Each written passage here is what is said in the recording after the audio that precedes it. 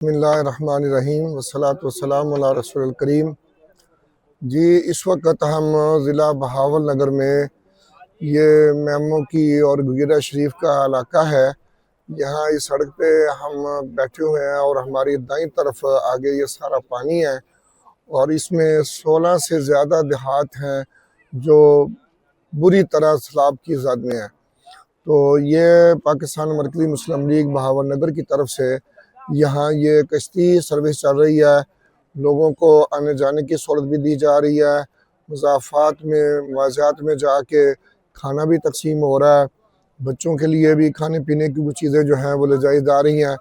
تو اس وقت میری دائیں طرف عبدالعلیم بھائی موجود ہیں، بائیں طرف سعید بھائی موجود ہیں۔